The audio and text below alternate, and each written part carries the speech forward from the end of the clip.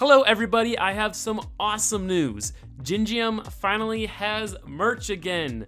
Audrey and I have been working really hard the past couple of months to get this ready for you guys. We have a completely new website and 3 new products. We have the Rally Miata tee that you guys have seen in a few videos, a new built sticker to show off your built car, and some new Gingium air fresheners to make whatever you want smelling great. Everything is super limited supply, so if you're interested, check it out. Link in the description below. Every purchase supports the channel directly.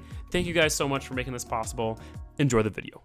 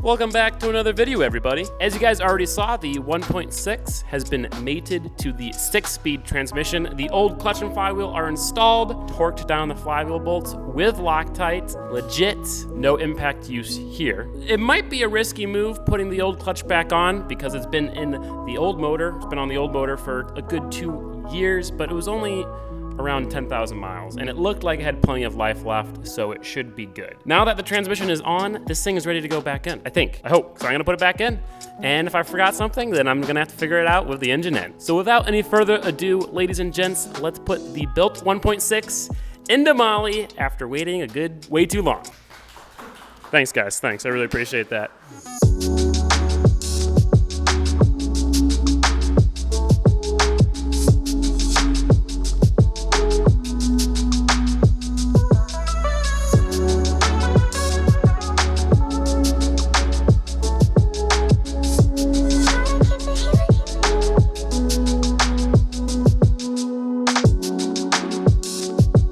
And with that, the engine is in.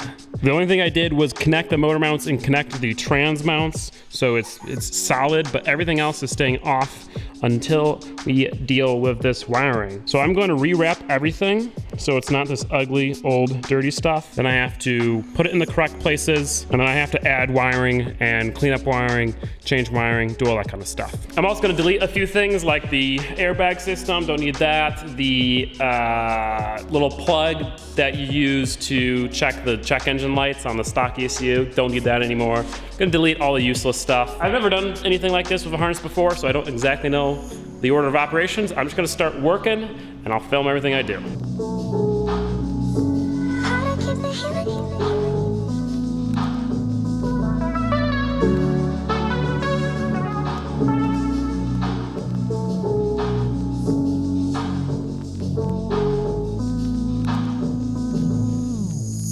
For the past hour, I've been in this car, under the dash, reorganizing things.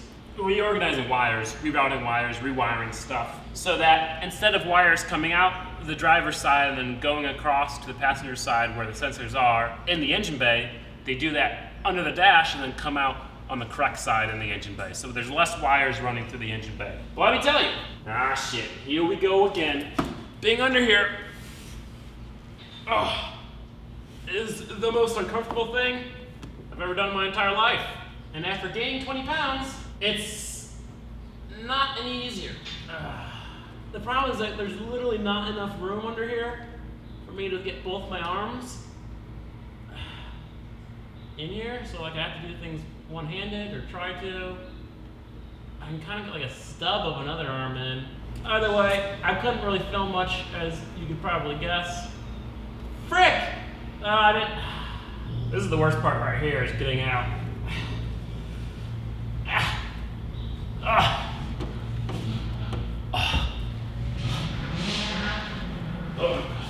What I'm doing right now is adding the knock sensor. So the really cool thing about the ECU that's in here is that there's an options port to add a whole bunch of optional sensors, functions, and such. One of those is a knock sensor. So we're adding a knock sensor because the 1.6 did not have a knock sensor from the factory. And since we're running a bunch of compression with a bunch of boost, we want a knock sensor. So if it is knocking, we know, and we pull timing and make less power rather than blowing up. Pretty simple. Right under there is the knock sensor. All I had to do was just find a place somewhere on the block near where the compression and the explosion in the engine happens. So that's right at the top of the block, right by the head. So that's where everything is exploding. Ideally, I would have put it on the cold side so it's not next to an exhaust manifold, but there was no bolt hole over there that fit. So there it is. We'll wrap it in a lot of heat wrap and such, but it's got a plug that comes up to right here, and then around my neck I have this long harness that I have to run through the car. Now unfortunately, since I installed the ECU like 3 years ago,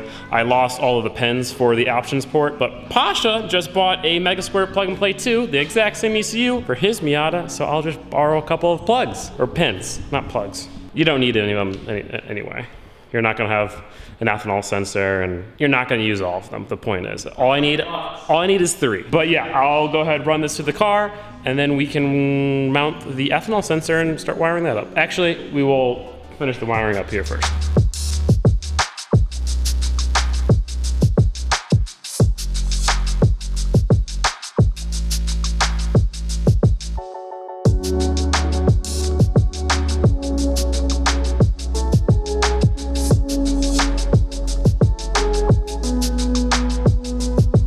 At some point during that time lapse, the camera died. I don't know when it died, but let me show you the update on the driver's side. So I went ahead and rewrapped the harness with this cool braided stuff I got off of Summit Racing. Adam, the guy who wired up the truck, used that stuff, and it looks so clean, so I wanted to use that. Earlier in this video, obviously, I deleted all the stuff we didn't need, so it was just one straight harness, and I kind of managed to almost wire tuck it. You can still see it from the engine bay, but it's very hidden, and it looks really nice. You actually can't see it from right here, but boom. There it is. Normally the harness runs around this little bracket, but I actually cut a hole in it before I painted it so you could run it behind, hides it much better, and then that's where all the light relays are, and everything is hidden. And then this harness will be going along there to the knock sensor and then over to the intake temp sensor. I'm waiting until I get some more riv nuts to put that in, but that right there, that corner looks awesome. There used to be so many unused wires and stuff hanging down, and now it's all gone. This is still kind of a cluster, but that is all under the headlight, so you're not gonna see any of that. All the visible stuff rewrapped, looking good. So I'm really happy with the way that looked. I mean, like for that corner, looks awesome. And now we have a much bigger nightmare to deal with. So I'm gonna start on that.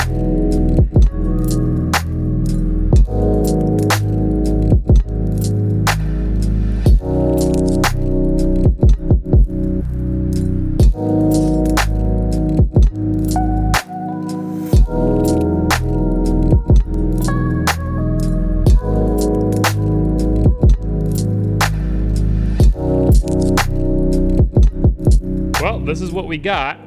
The wiring is 99% done. All the wiring for the TPS and the knock sensor and the O2 sensor, can't do yet, waiting on a tool. But all this is done and all of that is done. And it looks pretty awesome. I mean, it's not perfect, it's not a tucked harness, not a shaved harness or anything, but it's clean and it's functional, and I think it looks really good. It looks a million times better than it used to.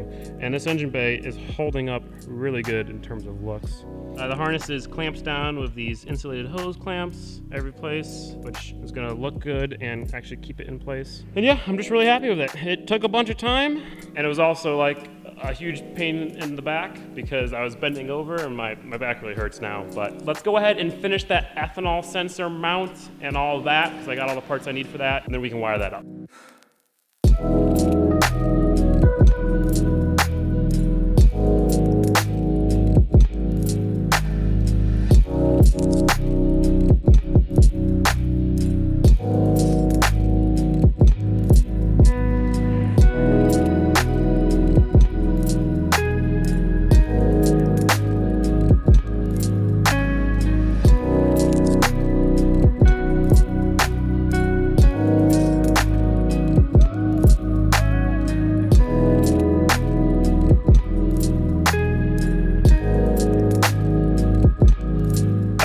Excuse my ugly voice, the camera mic died, but here is the flex fuel filter setup. I replaced the stock fuel filter with a Dishworks fuel filter and a GM ethanol sensor, and it just goes back into the stock lines. The feed comes into the filter through the ethanol sensor and then back into the stock line. I need this little loop to make it fit, but that still works. And the cool thing is that this entire thing will fit underneath the stock fuel filter cover. There's like a little plastic cover that covers this. You can see there's holes for it. So now we have to wire up the ethanol sensor. Super easy to wire up. It needs a 12-volt signal, a ground, and then an output to the ECU. That's it. 3 wires, done.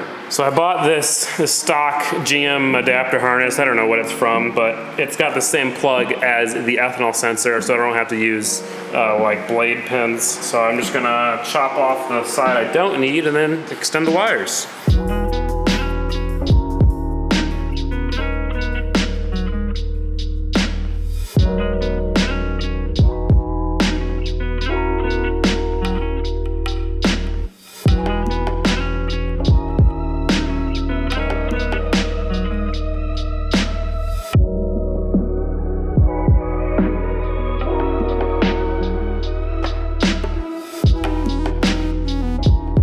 All right, so I didn't bother filming it because it's dark and cramped down here, but there is the options puller right there, not the white one, but the silver one. And now that has the NOx sensor and the ethanol sensor wired into it, and that's the ground for the ethanol sensor. So we should be able to connect the battery, connect the computer, and see the ethanol percentage of the fuel, which should be very low because it's 93 right now.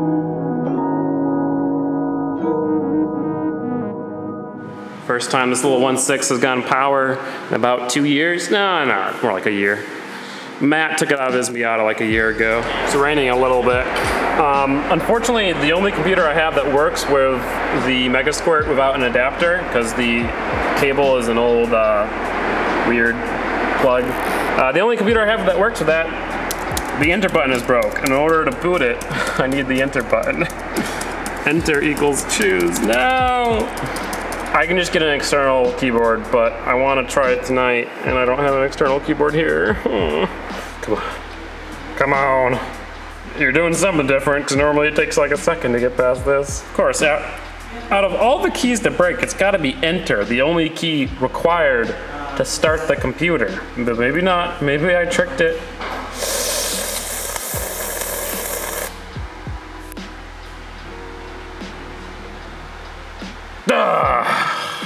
Stupid thing, and there's no countdown either. Normally you can just wait. What kind of stupid software is that? Come on! Come on! Ugh. Well, that's extremely disappointing. I really wanted to try this tonight, but I have to come back tomorrow and try it. It's not like another enter, it's probably why it's broken. I just hit it all the time. Alright, well, I'll see you guys tomorrow. Ugh. It says USB cables, right? Oh goodness, oh no. How old is this computer again? It's old. It's very old. We'll wear this razor. Oh, well, there we go. Hey! That's all I needed. There we go, turn the key on. Come on, you're connected. Why are you not connected?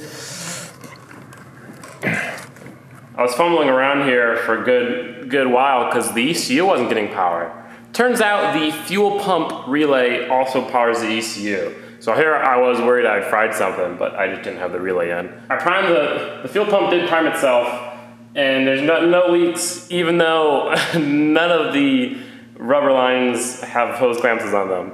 So that's a little sketchy, but it's not leaking. Everything here seems to be working. We've got throttle position sensor, manifold air temp, all that good stuff. Let's go ahead and see if we can do this flex fuel. First step is to turn off launch control. Unfortunately, can't have flex fuel with this. Require a power cycle to take effect. Okay, so that means I have to turn it off, turn it back on. Man, every time that fuel pump primes, it's sketchy because there ain't no hose clamps on the hoses. And it's just gonna blow fuel all over the place. So we go to fuel settings. We go to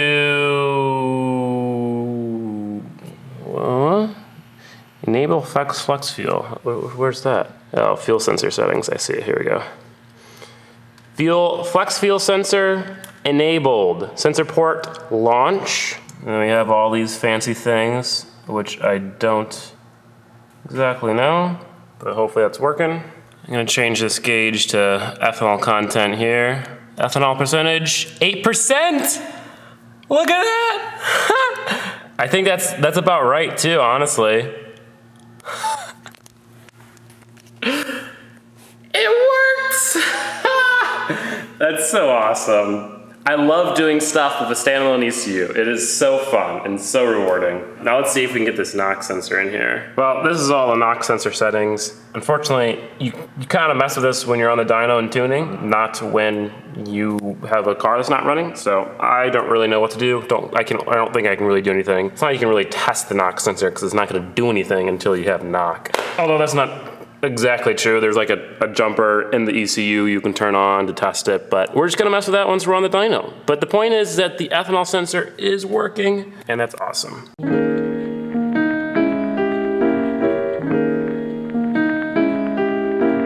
And as you can see, the nice little fuel filter cover covers all of that. Ethanol sensor, fuel filter, D-Schwerks goodness. I'm not fully bolting anything, so I'm gonna have to modify this brake line down here, but that's awesome. That is OEM plus. And with that, ladies and gentlemen, we are done for the day. The engine is now in, the wiring is all done, ethanol sensor added, NOx sensor added. Firstly, I wanna say I'm incredibly happy with the way it looks, and then I'm also incredibly happy that it actually works. I guess the wiring isn't 100% finished, because I guess it has to be tied up and whatnot, but in the next video, we are gonna get this thing running and hopefully at least break it in and get the tune a little bit more sorted. It's really just bolt-on stuff left to do to get this thing running. We're gonna put the radiator, the intercooler, all the piping back in. I do want to modify the intercooler bracket a little bit, and I do want to make a new intake, but neither of those things are hard and they're not necessary to get it running. We're probably actually gonna get it running without intercooler piping because we don't want to put any boost into this engine until it's tuned because it's high compression. But yeah, I'm so happy with the way today went. Working on a nice clean car is such a good change of pace. Also, this engine bay is holding up great, even with all, you know, the wiring getting everywhere and tools and stuff and dings, and it looks fantastic. It didn't receive any damage from putting the engine in and doing all the wiring. Some of the tape on this wiring, like the tape we used, wasn't the stickiest, so I'm gonna have to retape some things, which is annoying. Anyway, guys, thank you so much for watching. Thank you so much for the support on Patreon, on YouTube. You guys are making this build possible. If you want to see the next video, you can head over to Patreon and become a patron. See it now and get some other awesome benefits. Otherwise, I will see you guys in the next video. Subscribe if you're new, like the video, dislike the video, and I'll see you guys next time. Peace out. Bye-bye.